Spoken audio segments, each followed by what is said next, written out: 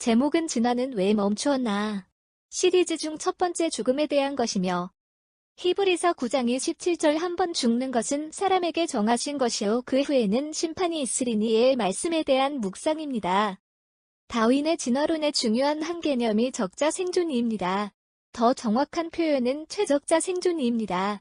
자연에 가장 적합하게 적응한 것들이 살아남고 그렇지 못한 것은 없어진다는 것입니다. 그런데 이 땅에 있는 모든 생물들이 오직 공통적인 길이 있다면 출생 이후의 죽음으로 향하고 있다는 것입니다. 그리고 모든 생명들은 출생부터 살아남기 위해 몸부림치다가 결국 죽음을 맞이합니다. 이렇게 모든 생명이 가장 극복하고 싶어 하는 것이 죽음입니다.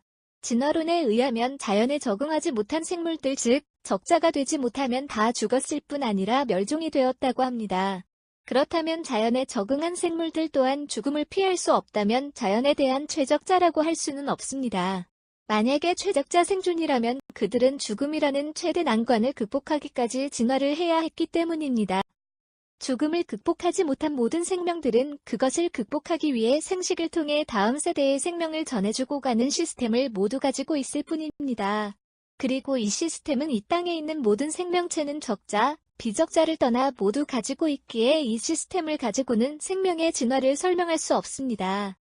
만약에 진화론이 최적자 생존을 계속 말하고 싶다면 그것은 정확히 말하면 자연에 대한 최적자 생존이 아니라 번성에 대한 최적자 생존이라고 해야 할 것입니다.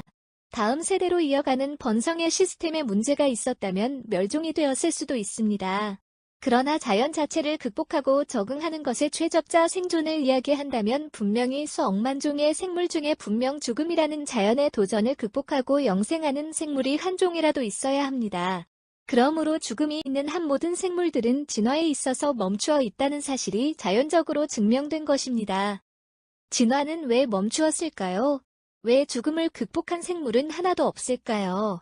왜 자신을 무너뜨리는 죽음을 극복하기 위해 혹은 수명의 연장을 위해 끊임없이 변화하고 진화하는 생물은 하나도 우리 눈에 보이지 않는 것일까요?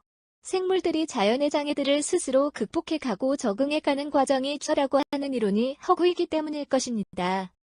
진화론에서는 사람이 최고로 진화된 존재라고 생각할 것입니다. 그런 인간이 죽음을 극복하기 위해 도전을 하고 있습니다. 아니 죽음이란 도전을 방어하기 위해 노력하고 있습니다. 그러나 인간도 죽음을 극복하지 못했습니다. 진화의 목표는 무엇입니까? 무엇을 위해 진화합니까? 생존입니다. 그러나 죽음 앞에서 진화는 멈추었습니다. 죽음은 진화론의 참과 거짓에 대한 답이 될 것입니다.